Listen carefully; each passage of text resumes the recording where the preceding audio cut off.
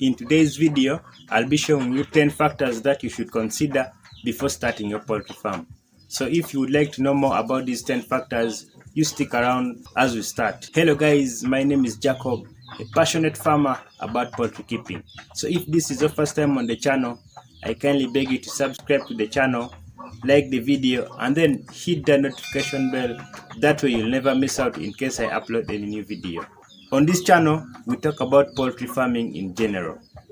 We talk about anything about poultry farming, whether being the local chicken, the broilers, the layers, the management of these birds, anything about poultry farming.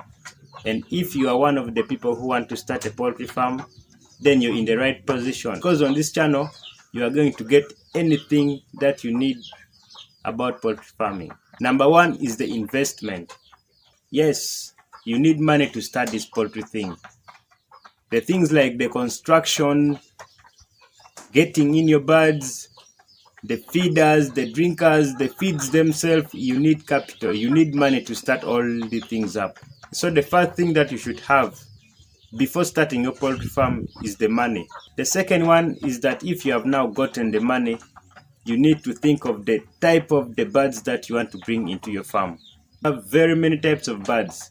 In poultry farming, if I talk of poultry farming, I don't only mean chicken.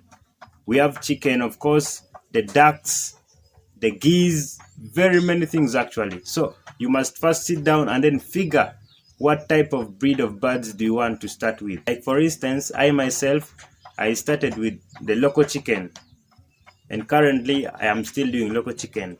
But with time, I do want to move to the layers.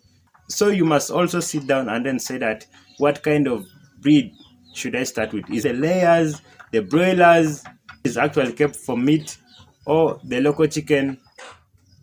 So you must know what kind of breed you want to start with. And if you have now figured out what kind of breed you want to start with, then you are good to go. Number three is the market of the breed that you have selected. For instance, I'm in northern Uganda, and right over here, there is market for everything. If you are to keep layers, there is market for eggs, because eggs are eaten every day, and every part of the region, they really eat eggs like nothing. They really enjoy the eggs. And when you talk about the broilers, people do eat meat every day, of course, which means that the market of the breed that you have selected should be there. For instance, like in the Arab world, those guys don't eat pork, which means there is no need of you planning or starting to keep pigs in those Arab world, because they will not buy your pigs. The same apply to some areas. You must first know the market of your area before starting what you want to do. So I think it's an ideal thing for you to first look for the market before getting in your birds into your farm. Number four is the farm location. So guys, when it comes to the location of the farm, this factor really contributes into your poultry farm success. Because when you choose a poor farm location, that will also affect your business. For instance, your poultry farm should not be in an area whereby people are too congested. As we all know, these birds are very sensitive to diseases. And if your farm is located in an area where people are busy all the time, then there is that high chance of your birds getting ill, because there will be high chances of contact of human plus your birds. And remember, human beings are the major cause of poultry diseases on your farm. So when you're choosing your poultry farm location, consider it being somewhere far from where people are. In fact, it should be in a place whereby it is isolated a bit. And if you have now selected a good area for your poultry farm, then you can easily start it, and the chances of you succeeding will be very high compared to someone who have started a farm in an area where there are very many people moving in and out. Number five is the biosecurity of your farm. This really matters so much. If I talk of the biosecurity, in fact, biosecurity, these are the measures that are taken to prevent the spread of diseases on your farm. The things like fencing, these are all considered under biosecurity. So you must consider this thing highly when you're starting your poultry farm. Because once your biosecurity is poor, then there is no way you can succeed. You must consider the biosecurity of your farm very highly. In fact, you should not allow farm visits on your farm unless that person is going to do something useful in your poultry farm. Remember, your poultry farm is a business. It's not a demonstration thing where any person can go and look how your birds are doing. Because the moment you start allowing people to enter without any restrictions on your farm, this is the first step to your failure. So try as much as possible not to allow any farm visits on your farm. Remember to take the right measures in the biosecurity. You must have food dip in every door or at every entrance in your poultry farm. Don't try to do anything silly with the biosecurity, because once you don't take the biosecurity on your farm as something important, then at the end you will lose all your birds, which means the money that you have invested in your poultry farm has vanished just like air. So you must take the thing as something very important when starting a poultry farm. Number 6 is the labor required. The person who is going to work on your poultry farm. You must first also consider the person going to work on your farm, who is going to supervise your birds, who is going to look after your birds. You must first find this person before bringing that person on your farm. The reason why I have put this as one of the factors that you should consider before starting your poultry farm is that people really don't see it very important. So when you are choosing someone to look after your birds, you just don't move inside your streets and then find a random person and says that I want you to keep my poultry farm. So looking after these birds is not something that anybody can do, because it needs somebody who is passionate about keeping birds. And if you are to find a person who is not passionate but only thinking about the money, then you are also gone, because this person will not look after your birds the way he or she is supposed to look after your birds. He will only be there because of money. Things like monitoring how the birds are, giving the feeds at the right time, giving the water at the right time, giving clean water. And more so on that, you must also find a person who is somehow skilled, who is having some skills in poultry farming. If you do that, that will also guarantee your success in poultry business. Next thing is that accessibility to some social services. For instance, the roads, electricity, water, and other things. Even if you have found a good farm location in an isolated area, you must also look for the roads leading to that area, or the roads from that area moving you to your market. The roads should be fine. And more so things like water, things like electricity, all these things should be easily accessible. But if you get your farm very far from these things, that will also let you down, because people don't want to go through tough roads to your farm to get what they want. I know these poultry things, there are very many in your area, which means you are not the only person doing this business. And if your farm is located far away from these things, like the roads, like the water, then people will ignore you. You'll go to farmers which are near, and in a long term, you will lose your customers, and that's how your downfall will start.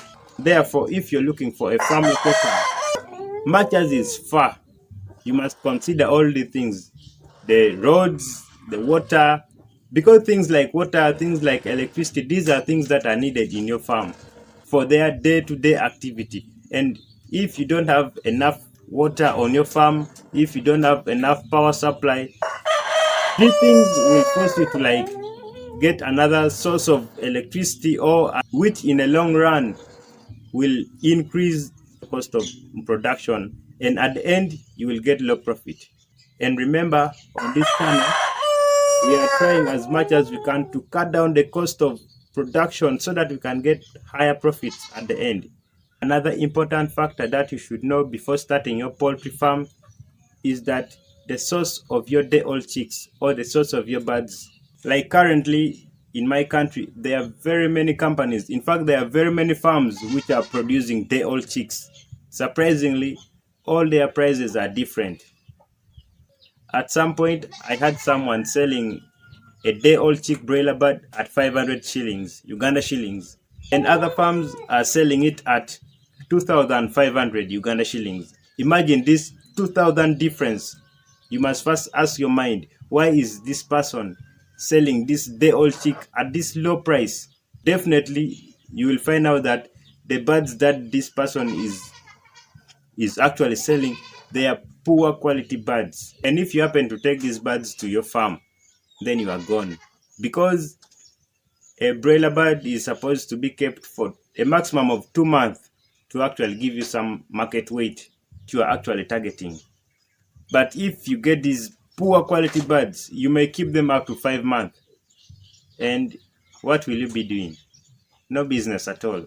At this point, you must be very keen in choosing your day-old chicks. You must know how this person has been raising his breeder farm, how is the biosecurity of the breeder farm. These are the things that you should know before buying a day-old chick.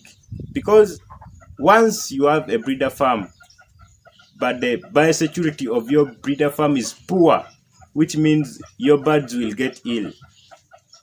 And if your birds get ill, there is high chances of the chicks that your birds are producing to also get ill. You must get birds that are of good quality, even if the price of the birds is high.